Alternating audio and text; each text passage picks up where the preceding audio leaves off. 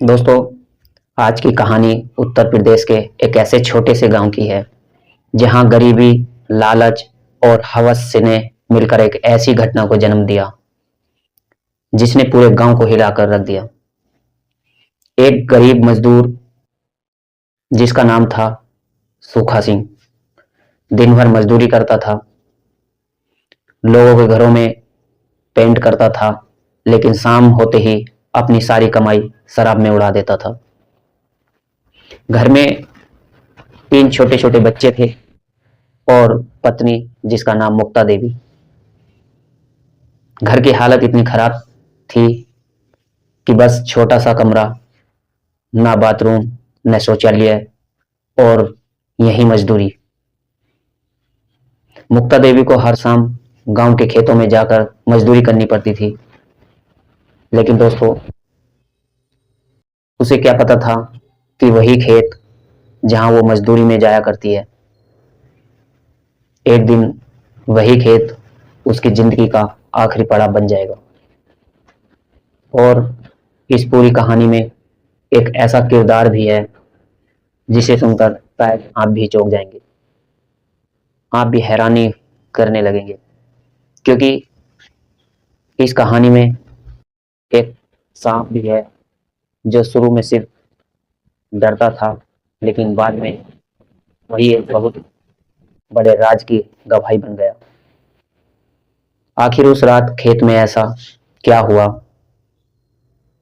क्यों मुक्ता देवी 2 अमीर जमींदारों के साथ खेत में गई और आखिर उसकी मौत कैसे हुई? क्या सच में सांप ने उसे मारा था, या फिर उसकी मौत के पीछे छिपा कोई एक बहुत बड़ा खौफनाक सच था? जानने के लिए इस वीडियो को अंत तक जरूर देखें,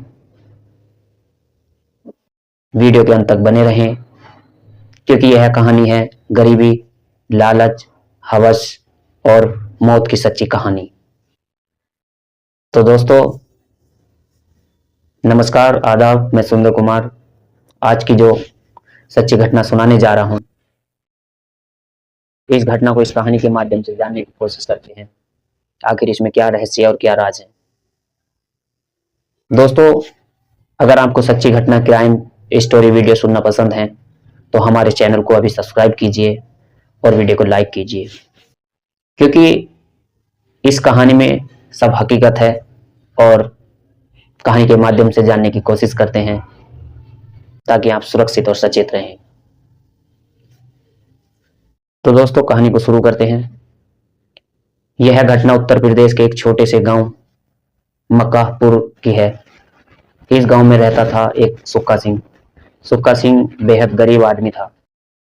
वह गांव के लोगों के घरों में पेंट करने का काम करता था, लेकिन उसकी एक बहुत बड़ी मजबूरी थी, बहुत बड़ी आदत थी। वह शराब का आदी था, नशे का आदी था, दिन भर मजदूरी करता था और शाम होते ही अपनी पूरी कमाई शराब में उड़ा देता था। घर में हमेशा गरीबी का माहौल रहता था। सुक्का सिंह की पत्नी थी मुक्ता देवी। मुक्ता देवी देखने में काफी सुंदर थी। गांव में अक्सर लोग कहते थे कि इतनी सुंदर महिला शायद ही गांव में कोई और हो, लेकिन घर की हालत बेहद खराब थी। तो पहले था, इसकी वजह से मुक्ता देवी को काम वह अक्सर अपनी पड़ोसन पिंकी देवी के साथ सोच के लिए जाया करती थी। पहला दिन सांप का डर। 5 फरवरी 2026 की शाम मुक्ता देवी और पिंकी जमींदार की ईख के खेत में सोच करने के लिए गई। लेकिन जैसे ही मुक्ता देवी टॉर्च जलाकर बैठी, उसने देखा उसके पास एक बहुत ही बड़ा सांप था। मुक्ता की जो है उसको देखकर चीख पड़ी। दोनों डरकर भाग आईं। उसी दिन के बाद मुक्ता ने तय किया कि वह उस खेत में जो है दोबारा नहीं जाएगी। लेकिन दोस्तों किस्मत को शायद कुछ और ही मंजूर था। 12 फरवरी जमींदार से जो है मुलाकात हुई। 12 फरवरी की रात मुक्ता देवी अकेले ही खेत की तरफ गई और जो है, लेकिन तब वहां आ गया एक खेत का मालिक। जमींदार जिसका नाम था किशनपाल। जब किशनपाल ने टॉर्च की रोशनी में मुक्ता देवी को देखा तो उसकी नजरें उसकी खूबसूरती पर टिकी। उसने मुक्ता देवी से कहा, मैं तुम्हारे साथ कुछ वक्त बिताना चाहता हूं। पहले मुक्ता जो है झिझकी, हैरान हुई, लेकिन फिर उसके मन में एक विचार आया। घर में गरीबी थी, 3 बच्चे थे और सामने खड़ा था एक अमीर जमींदार। मुक्ता ने कहा, पहले 1000 रुपए दो। किशनपाल ने तुरंत पैसे दे दिए और दोनों ईख के खेत में चले गए। दोस्तों, जैसे ही वे ईख के खेत के अंदर चले गए तो गलत रिश्ते की शुरुआत उसी दिन के बाद जो है मुक्ता और किशनपाल के बीच हो गई। एक गलत रिश्ता शुरू हो गया। किशनपाल ने कहा, तुम रोज आया जाया करो, मैं तुम्हें पैसे दिया करूंगा। मुक्ता को लगा अब उसकी गरीबी जो है पूरी तरह से खत्म हो सकती है, लेकिन उसे क्या पता था कि यही जो है लालच एक दिन उसकी मौत का कारण बन सकता है। यही वजह उसकी जिंदगी बर्बाद कर सकती है। 14 फरवरी का जो खौफनाक रात, 14 फरवरी की रात को किशनपाल ने अपने दोस्त हरदेव को बुलाया और दोनों खेत में बैठकर शराब पी रहे थे और इंतजार करने लगे मुक्ता देवी का। रात के लगभग 8 बजे मुक्ता देवी खेत में पहुंच गई। हरदेव ने जब मुक्ता को देखा तो वह भी उस पर फिदा हो गया। अब जैसे ही दोनों का मन उस पर आ गया तो दोनों ने पहले कौन करेगा। आखिरकार पहले हरदेव गया, फिर किशनपाल। करीब जो है 20 मिनट के बाद हरदेव बाहर आ गया। फिर किशनपाल खेत के अंदर गया, लेकिन इस बार जो है कुछ ऐसा हुआ जिसकी किसी ने कल्पना भी नहीं की थी। कुछ देर बाद जो है खेत के अंदर से एक जोरदार चीख आई, आवाज आई, लेकिन हरदेव ने सोचा कि सब ठीक होगा। जब काफी देर तक किशनपाल बाहर नहीं आया तो हरदेव टॉर्च लेकर अंदर पहुंच गया। अब जैसे ही हरदेव अंदर पहुंचा और जो उसने देखा उसे देखकर उसके जो है होश उड़ गए।